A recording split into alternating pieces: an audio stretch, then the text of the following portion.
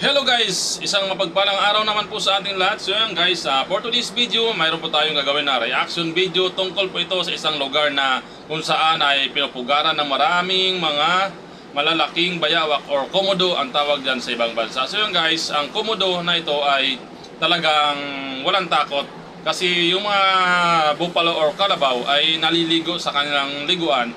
Ito naman ang komodo na ito talagang iniikot-ikutan nila guys ang mga bupalo na naliligo din sa tubog-tubugan. So yan guys, para malaman nyo at para maniwala kayo, panoorin natin sabay-sabay ang video ito, ang reaction video natin. Let's go! Ang programang ito ay rated SPG, striktong patnubay at gabay ng magulang ang kailangan. Maaaring may masiselang tema, lengguwahe, karahasan, sexual, horror o droga na hindi angkop sa mga bata. So yun guys, yan na nga ang sinasabi ko sa inyo. Kaya panoorin po natin kung gaano kalupit itong mga big lizard or komodo na sa ibang bansa. At talaga itong isla na ito guys ay pinupugaran talaga ng marami at mga malalaking mga komodo. Grabe naman yan. So yung ibang kalabaw guys ay parang may mukhang may sugat. So kung magkaroon ito ng maraming sugat ng kalabaw at ito ay mga amoy, talagang kakainin ito na buhay ng mga komodo guys. Kasi alam naman natin guys, ang mga bayawak or komodo ay kumakain sila ng mabaho, di ba? So yan, siyempre, pag nangamoy po yung yung kalabaw sa parte ng katawan niya, siguradong babanatan po ng mga komodo yan guys. Lalapa-lapain niya itong mga bupalo na itong naliligo sa kanilang liliguan. So ayan, may balak talaga guys ang mga komodo na talagang babanatan itong mga kalabaw kasi inaaligid-aligiran nila. Napakadami guys at napakataba naman itong mga komodo nito guys. Kung dito lang sa Pilipinas mangyari yan guys, siguro talagang yung mga tao dito sa atin sa Pilipinas, alam naman natin guys na mga maraming hunter dito, mga wild hunter dito sa Pilipinas. Talagang hindi talaga siguro yan tutulugan guys ng ibang tao hanggat hindi mahuli yan. Siyempre mayroon po tayong batas na bawal talaga magkatay ng mga ganyang endangered species. Siyempre ilagay po natin kung saan nakarapat-dapat na pagdalhan itong mga big lizard.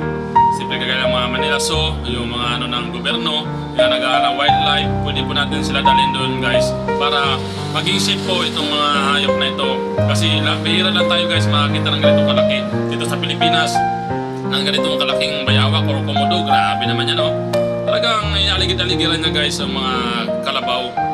Mukhang may masama siyang balak, dinidilat-dilaan pa ng iba guys. So wala siyang magawa guys itong mga komodo kasi wala pa silang naamoy. Kasi alam naman natin guys, malakas yung pangamoy ng mga komodo kasi mga pingiyan sila, wala silang pangdinig.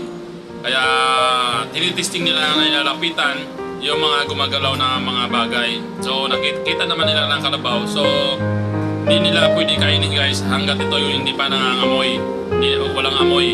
Kasi gusto kasi ng mga komodo guys or mga bayawak ay mga mababaho. Kasi subok na yan guys dito sa Pilipinas. Kasi nung nasa Batangas pa ko guys ay ganyan po ang ginagawa namin ng kasama ko.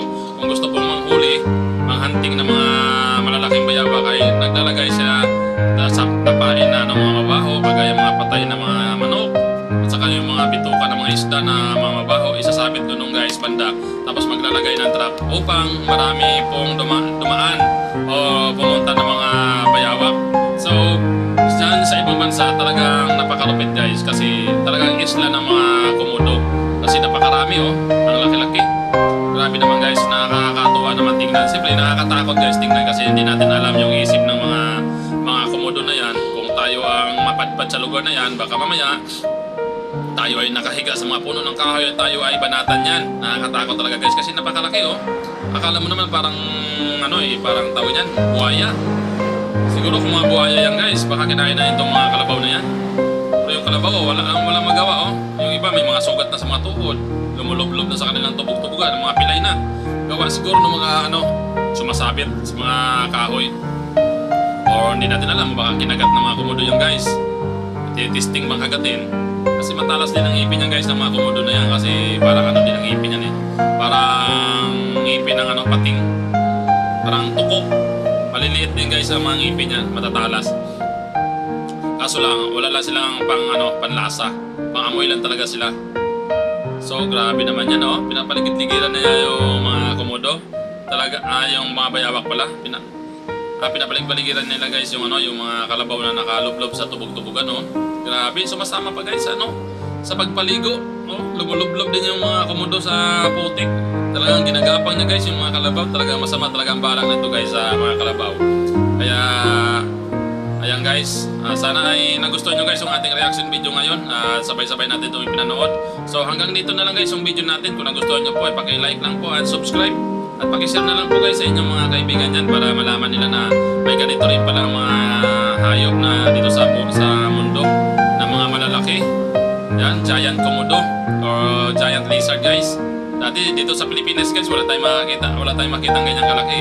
May makita man tayo guys baka doon sa Manila Zoo, baka mayroong mga alaga doon. Pero yan kasi ay ang open area, parang malawak na lupain. Pinapabayaan na sila guys. Kaya siyempre yung lugar siguro ay protected talaga ng gobyerno nila na bawal dyan pumasok yung mga no trespassing. Bawal pumasok yung mga hunter dyan ng mga hayop. Bawal talaga kasi mahigpit guys sa ibang bansa. Alam naman natin na pag-higpit sa ibang bansa yung batas. Ayan guys. Hanggang dito na lang po guys ang ating video. Maraming salamat po. Sana nagustuhan yung video nito. God bless po sa atin lahat. Bye bye.